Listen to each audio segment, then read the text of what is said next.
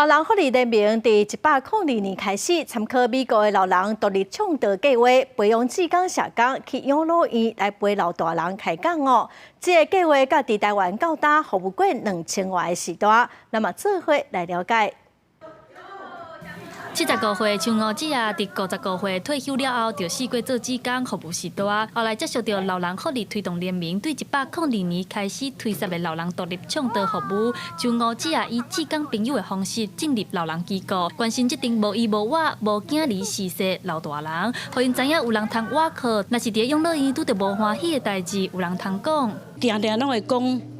因拢无人来看伊，无人来甲伊关心。其实伊就是伫头歹嘛，即种代志毋免反映互机构，所以阮家己就会使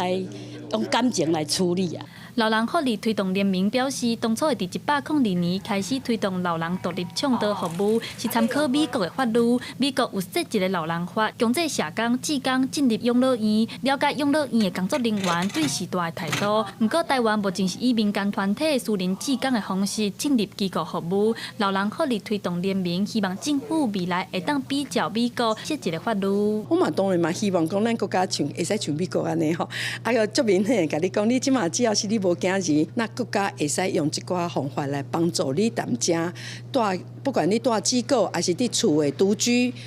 运用长照，降低你红诈骗跟欺负跟虐待的机会。老人福利推动联盟表示，拄开始试办的时阵，全台只有2个县市来实施，经过10档的争取，目前已经有21个县市来参与。政府嘛，伫112年开始，将老人独立倡导服务纳入公益财款的主题计划。老人福利推动联盟希望。 政府唔但是提供老人机构补助，社区的投机时代嘛需要受到重视。记者陈阿选、曾俊佑台北报道。